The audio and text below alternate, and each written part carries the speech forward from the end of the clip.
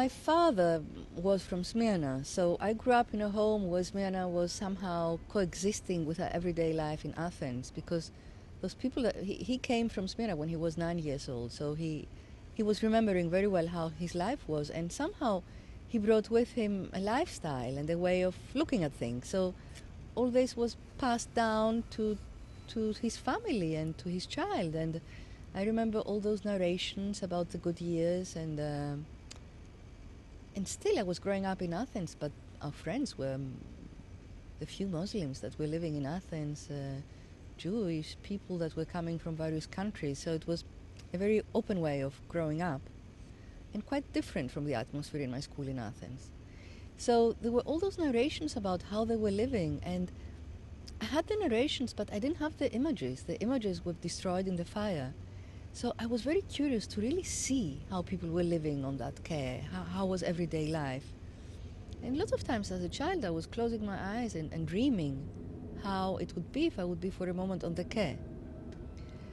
And then when I left Greece in order to study in Italy, I realized that people in Europe didn't know anything about the story of Smyrna, and this was very strange for me. And then when I came to the US, the same. So slowly, more and more, I had the desire on one hand to find the images and on the other hand to narrate the story, to make the story known. And the opportunity came a few years ago, maybe 7 years ago, when we were working with Alexander Kitrev on our previous film, which was about the history of the immigration of the Greeks in the United States.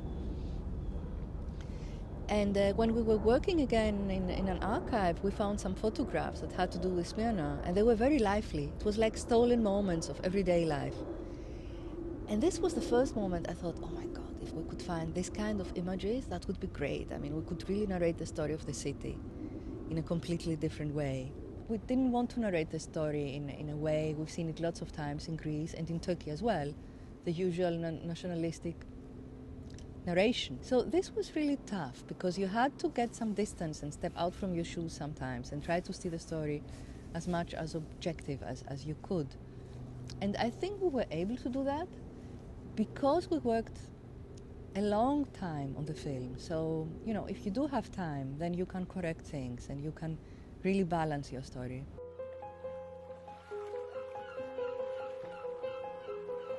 It's from so many different archives, from the US, from Europe, from France, from Italy, from the United Kingdom, from Germany, from Austria, from Russia, from Turkey, from Greece, from Canada, from Lebanon. So, but there are lots of interesting stories around that. Maybe the most interesting is that at the beginning we found by chance some photographs that were very interesting. And then when we really started working on the film, we couldn't find anything. And we had some researchers in England and another one in Italy, and we had another researcher here. Very good researchers, and we were also trying to find the materials, and it was just impossible. And a very famous researcher in London said, you know, Maria, forget it. You're going never to find those materials. Everything has been lost in the fire. And I was thinking, that can't be possible, because this was really a cosmopolitan society. So people were traveling before the destruction of the city. So surely they were bringing with them photographs and you know, giving them as a present to friends. So I said, okay, I'll continue alone for a while and let's see what happens. And I started looking in a different way for the material, not under the word Smyrna, but trying to imagine under what kind of different keywords the material would be. And this helped a lot.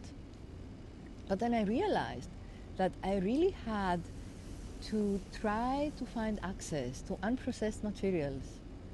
And I knew that in the Library of Congress there were unprocessed materials from the Ottoman Empire. And so I went to talk to them, and it was a good moment because they had seen the previous film, which they liked, and we had used materials from the Library of Congress. So after some months, they did give us a permission to open those unprocessed materials. But a very moving and interesting story has to do with a film that I found by chance. I was walking in one of those long corridors of the Library of Congress at the Madison building, and I was really very tired, and suddenly it was a blue corridor, white and blue doors, and suddenly there is a friend coming from the other side of the corridor, and there was somebody else with him, and he said, well, what's going on? How are you doing? How is it going on? I said, well, we found those materials, but I'm trying to find more films. And the other guy said, I have a friend of mine that is living in LA, and he has a film that his grandfather shot in Smyrna, and he doesn't know how to restore it because it's inflammable, it's in 16 millimeters. And at that point, we had just got the funding from Bodosakis Foundation for restoring materials. We hadn't used it yet. We were ready to use it by acquiring and restoring materials from some archives. But this seemed so interesting. So I said, do you have his telephone number? So he gave me Robert's Davidian telephone number, and I called him in LA, and he sent me some pictures, and I realized this was really a very interesting film. We didn't have the funds, so we were obliged to do the film little by little. But we first edited the narration of Giles Milton, which is the main narrator, and then we started using the archival material in relation with this narration. And then slowly we realized we needed more historians, and then when we got the historians, we realized this was a film with no heart, only with the historians, and we really needed some very good testimonies. So we started searching for people that would really give us sincere and well-narrated stories. This film is very much about acceptance of otherness, how important it is to live nearby people that come from different religions, cultures, speak different languages, things in a different way, and despite all that, they can live very well together. And that's what happened in Smyrna. It was a miracle somehow. It was happy times at least for 100 years, where this community, this multicultural community, was really thriving. And then, of course, the wave of nationalism, the wave of history was bigger than the relations of the people, and all this fell apart, and that was a tragedy. The film opened at the Benaki Museum, which is our main museum in Greece, in January. It was supposed to play for something like a month, but it did very well. We had long queues of people waiting to see the film. There was also a photographic exhibition along together with the film. And so the film has been showing there for something like 3 months, and the museum at the end was open day and night so that people could come in and see it. And there were additional screenings in the other Benaki Museum in Piraeus Street. And still not everybody had seen the film, so they asked us to open the film at the cinemas.